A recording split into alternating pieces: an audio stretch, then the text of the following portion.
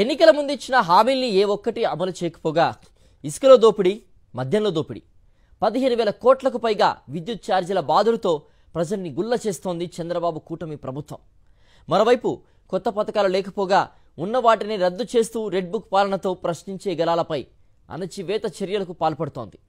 కూటమి ప్రభుత్వం పాలనలో విద్య, వైద్యం, వ్యవసాయ రంగాలు నిర్వీర్యమయ్యాయి. రెడ్ బుక్ మాఫియా రాజ్యంతో స్కామ్ల పాలన సాగుతోంది. చంద్రబాబు ముఖ్యమంత్రిగా ప్రమాణ స్వీకారం చేసిన నాటి నుంచి ఇది రాష్ట్రంలో పరిస్థితి. అలవి మాలిన హామీలతో అన్ని వర్గాలను మోసం చేసిన సీఎం చంద్రబాబు అభూత కల్పనలతో కాలక్షేపం చేస్తున్నారు.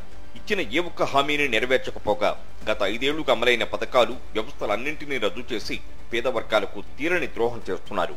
ఒక ఇంట్లో చదువుకునే పిల్లలు ఎంతమంది ఉంటే అంతమందికి ఏటా 15,000 చొప్పునిస్తామని చెప్పిన తల్లికి వందనం ఊసేలేదు. దీనికోసం 46 లక్షల మంది తల్లులు ఎదురు చూస్తున్నారు. ఏటా 20,000 చొప్పున పెట్టుబడి సాయాన్ని అందిస్తామన్న అన్నదాత సుఖీభావ పథకం ఇటు పోయిందో తెలియక 54 లక్షల మంది అన్నదాతలు చూరుమంటున్నారు.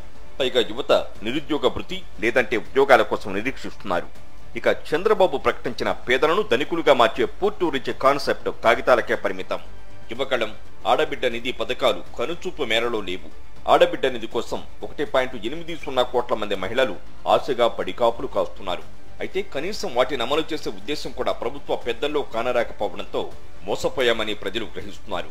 రాష్ట్రంలో ఏ గ్రామంలో చూసినా మహిళలు, రైతులు, విద్యార్థులు, యువత అంతా అదే జగన్ అధికారంలో ఉంటే ఈ సమయానికి ఏ పథకాల కింద ఎంత లబ్ధి చేకూరేదో బేరీజు వేసుకుంటున్నారు.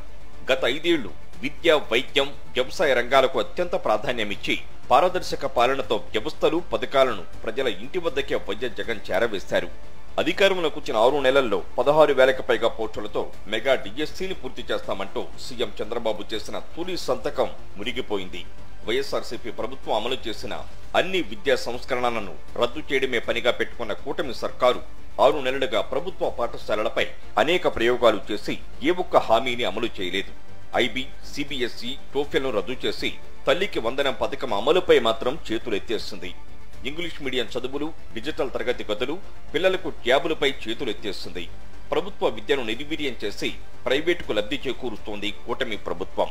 స్కూళ్లలో అమలు చేస్తున్న పథకాలకు పేర్లు మార్చిందే కానీ ఒక్క విద్యా సంస్కరణను అమలు చేసింది లేదు. పైగా పీటీఎం పేరుతో ఉపాధ్యాయులను ఉరుకులు పరుగులు పెట్టించి ప్రభుత్వ విద్యా సంస్థలను రాజకీయ ప్రచార వేదికలుగా మార్చేశారు.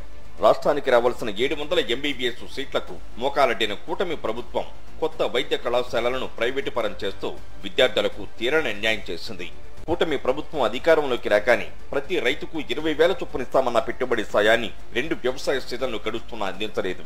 అన్నదాత సుఖీభావ కోసం 54 లక్షల మంది రైతులకు 10,000 కోట్ల అవసరం కాగా బడ్జెట్లో 1,000 కోట్లు మాత్రమే విధించారు చంద్రబాబు.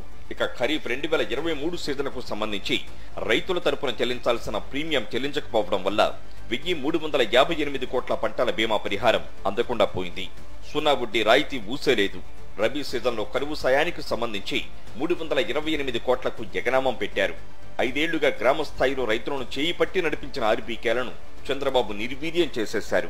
విత్తనాలు, ఎరువులు దొరక్క రైతులు నానా అగచాట్లు పడుతున్నారు. ఇక 19 నుంచి 59 ఏళ్లలోపు మహిళలందరికీ ఏటా 18,000 చొప్పున ఆడబిడ్డ నిధి కింద ఆర్థిక సహాయం అందజేస్తామని సూపర్ 6 హామీల్లో చంద్రబాబు పేర్కొన్నారు.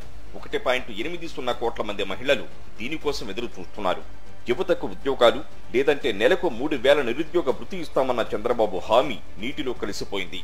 రాష్ట్రంలో 1.60 కోట్ల కుటుంబాలు ఉండగా ఒక్కొక్కరికి 3,000 చొప్పున నెలకు 4,800 కోట్ల అవసరం. అంటే ఏడాదికి 57,600 కోట్లు ఖర్చవుతుంది. బడ్జెట్లో ఇందుకు ఒక్క పైసా అయినా విదల్చకపోవడాన్ని బట్టి నిరుద్యోగ భృతి లేదని తేలిపోయింది.